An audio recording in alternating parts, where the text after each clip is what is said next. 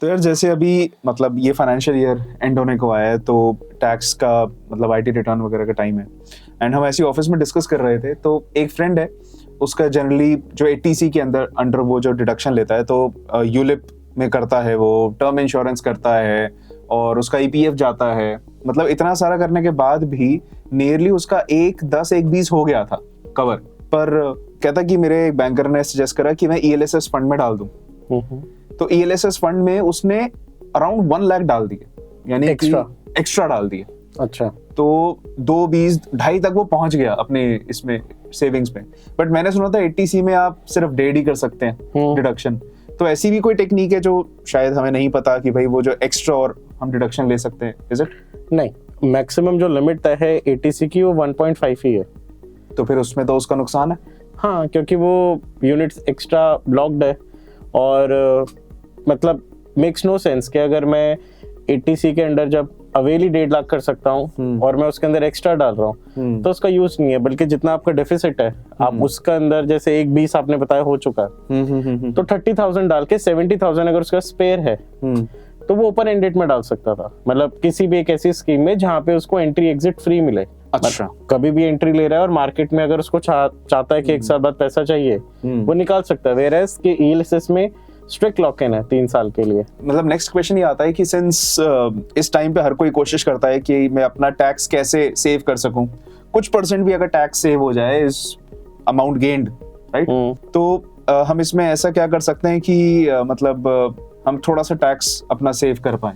देखो 80C के लिए तो आपने अवेल कर लिया, डिडक्शंस ले ली, बट हाँ जैसे आपको याद होगा मैंने आपको एक बार टैक्स हार्वेस्टिंग की एक स्ट्रैटेजी बताई थी। यस, आई वेगली रिमेंबर टैक्स हार्वेस्टिंग के बारे में। बिल्कुल। तो ठीक है, टैक्स हार्वेस्टिंग को मैं बहुत प्रोएक्टिवली नहीं कहता कि अपने पोर्टफोलियो में एडअप करा जाए, बट अगेन किसी सिचुएशन में वो फायदेमंद भी है। अच्छा, यानी टैक्स कुछ बन रहा था पर हमें नहीं देना पड़ा। कैसे? इसको एक चीज से एग्जांपल से मैं कोरिलेट करता हूँ। सपोज आपने 2021 में, मैं मान के चलता हूँ आपका डेफिसिट जो है वो 30,000 का है through out the tenure. Deficit माने 80C के लिए जो आपका बच रहा है। मतलब आपने कहा कि ईपीएफ कर रहे हो, यूलिप्स कर रहे हो, maybe you are doing PPFs और any the term plan whatever, उसका सबका सम टोटल जो आ रहा है that comes around 1.2। Okay, right, limit is 1.5। Okay, तो आपके पास 30,000 बच रहा है, बफर है जो हम डाल सकते हैं अभी, और डाल सकते हैं, और वो मैंडेटरी आपका टैक्स बचेगा। अगर आप 30% स्लैब में तो आप 30,000 का मतलब 9,000 का टैक्स बचा रहे हो। आपने 30,000 पे 2021 में जो इन्वेस्ट करा, आपने 2022 में करा, फिर से करा, बिल्कुल, आपने 2023 में करा। ये हम ऐसे एज्यूम करके चल रहे हैं कि हर साल हमारा 30,000 का डेफिसिट रह रहा है। अब आपका 30,000 रुपया जो डेफिसिट था आपने तीनों साल हर एक साल में उसको डाल दिया, 2021, 22 और 23। ठीक है। अब लॉक इन 3 साल के बाद ओवर हो जाता है।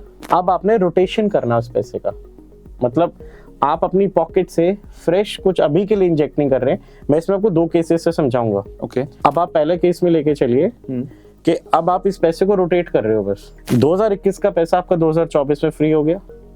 बिल्कुल, राइट, ट्रू। आपने उस पैसे के लेट्स से अगेन यूनिफॉर्मली मैं मान के चल रहा हूँ रिटर्न आपको 12% ही आ रहा है।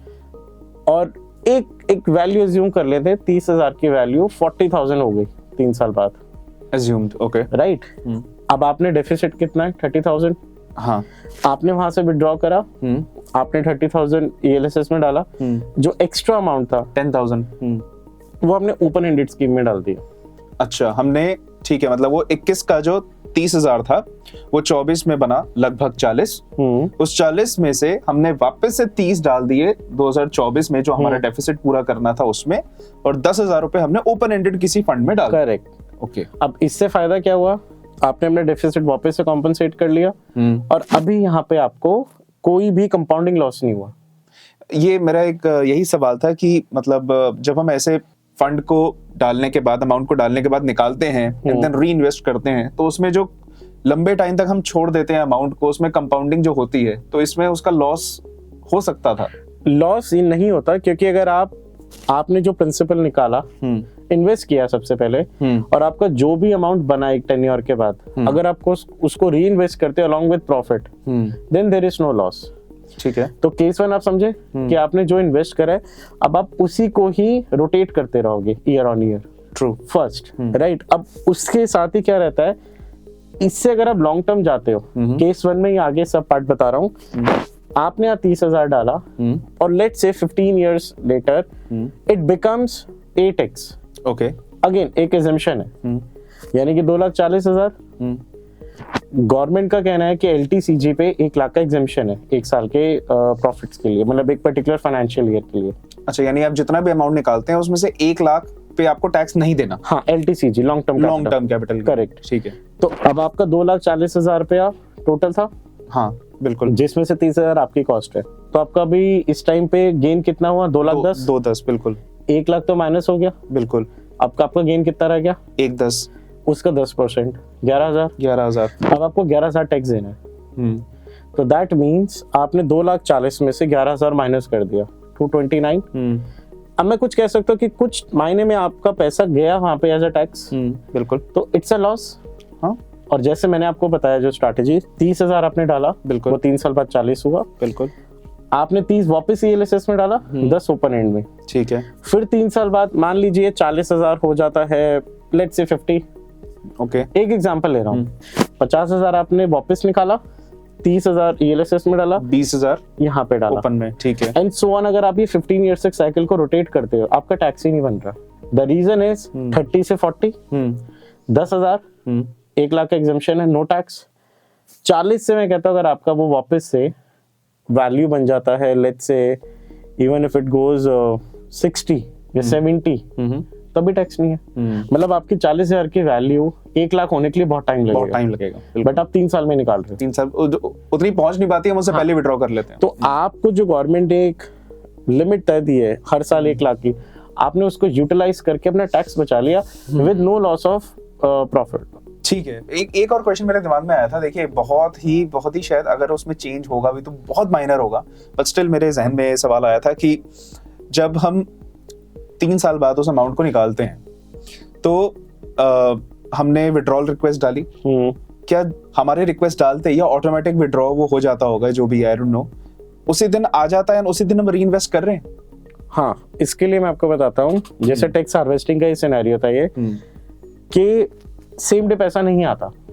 ओके, तो आपको उस अमाउंट की लिक्विडिटी हमेशा अपने पास रखनी होती है, and that you are keeping, because 30,000 तो आपने हर साल डालना ही है ना, एनी हाउ। तो यानी कि आपके पास वो लिक्विडिटी है, मैं अज्यूम कर रहा हूँ, ओके, राइट। तो जिस दिन आप पैसा विड्रॉ करते हो उसी दिन आपको री इन्वेस्ट भी करना है, सो दैट आपको लॉस ना हो। तो मतलब फिर जब वो विड्रॉल के बाद 2-3 दिन बाद जब वो पैसा आएगा वो आप रख लो अपने पास, क्योंकि आप ऑलरेडी इन्वेस्ट कर चुके हो। करेक्ट, ठीक है। तो आप ओपन एंडेड में भी कर चुके हो, आपको पता तो इतनी वैल्यू बन गई है, 40 बन गई है, 10 में ओपन में डालता हूँ, 30 में अपने डेफिसिट पूरी कर लेता हूँ, क्योंकि आपका मेन फोकस है यूनिट्स उतनी ही लेना। जैसे कि मैं जो आपको कहता हूँ केस 2 है, ये स्ट्रैटेजी भी आपको साइमल्टेनियसली फॉलो करनी है। ओके, इसमें क्या है, जैसे मान लीजिए अब आपका कंपाउंडिंग लॉस कहाँ पे आएगा, आप 30,000 इन्वेस्ट कर रहे थे, बिल्कुल, बट हमारे केस 1 में हमने 3 साल ही करा और आपने उसको रोटेट करा। बट समहाउ अगर ये स्ट्रैटेजी आपको नहीं पता होती तो आप हर साल 30,000 डालते, बिल्कुल। और मैंने एग्जांपल 15 साल का टेन्योर लिया है, हाँ। तो आपने 30,000 पे डाले हर साल फॉर नेक्स्ट 15 ईयर्स, तो 4.5 लाख। बिल्कुल। तो आपने 4.5 लाख की जगह यहाँ कितने डाले? सिर्फ 90, और उसी को रोटेट करा। That is a compounding loss. Okay, right. तो इस सिनेरियो को मैच करने के लिए आप एक साइकोलॉजिकली ये सोच सकते हैं, हाँ हर साल मुझे 30,000 रुपए डालना है, तो ओपन एंडेड में भी डाल, वो ओपन एंडेड में डालते रहिए, ताकि आपको लॉस ना हो। बस, अग्रीड। तो ये आपको साथ में फॉलो करना है, अदरवाइज आपको लगेगा हाँ मैंने लॉस ही बुक करा है, क्योंकि वो एक्चुअली लॉस नहीं है, बट आपने 90,000 डाला, आपने इन्वेस्ट भी तो कम करा है ना। करेक्ट। तो वो आप साथ साथ करते रहो, आप 4.5 का अपना मन बना लो, 4.5 मेरे को करना है, वो ओपन एंड में करते रहो, 90 इधर कर दो। Yes, okay. तो यही चीज मैं आपको एक बार कैलकुलेशन से समझाता हूँ। Case 1 is very important to understand. अभी हमने मान के चलते हैं कि deficit throughout the tenure 15 साल के लिए 30,000 का रहता है, राइट। तो जो मैंने इनको एग्जांपल में समझाया कि 2021 में इन्होंने 30,000 डाला, 2022 में भी 30,000 डाला, और 2023 में भी 30,000 रुपया डाला। अब इस पैसे को सिर्फ और सिर्फ रोटेट करा जा रहा है अभी के लिए। तो 2021 में जो पैसा डाला था वो 2024 में 42,148 है, जिसमें से जैसे कि मैंने अभी आपको बताया कि 15 साल तक डेफिसिट जो है वो सिर्फ और सिर्फ 30,000 है ATC के लिए। तो उसके अंदर हमने 30,000 डाल दिया, और जो रिमेनिंग अमाउंट था 12,000 का, वो हमने ओपन एंडेड स्कीम में इन्वेस्ट कर दिया। सेम गोज, जो हमने 2022 में 30,000 डाले थे, 2025 में अगेन उसकी वैल्यू 42,148 है। उसमें से अगेन हमने डेफिसिट को कवर अप करने के लिए 30 यहाँ पे ELSS में डाला and remaining in open ended. अब हम आते हैं नेक्स्ट साइकिल पे। लेट्स से जो 2024 में हमने इन्वेस्टमेंट की थी हमारे 42,148 की, उसकी वैल्यू हो जाती है 59,215।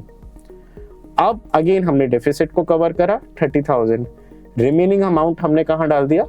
ओपन एंडेड स्कीम्स में। सेम वे जो हमने 25 में पैसा डाला था उसकी वैल्यू अगर हम 28 में देखते हैं, सेम 59,000, जिसमें से डेफिसिट में हमने 30,000 डाल दिया ELSS लॉकड इन में, और रिमेनिंग हमने ओपन एंडेड में डाला। और ये साइकिल रोटेट होती रहेगी। अगर आप एंड तक देखते हो तो जो आपका 30,000 का वैल्यू था इनिशियली इन्वेस्टेड इन 2021, वो बन जाता है 1,64,207 रुपीज। अब जैसे कि मेरे से क्वेश्चन पूछा गया था कि क्या यहाँ कंपाउंडिंग लॉस है, हम रोटेट कर रहे हैं पैसे को बार बार, उसका आंसर है जैसे कि हमने यहाँ पे माना कि 12% यूनिफॉर्मली हमें रिटर्न आ रहा है।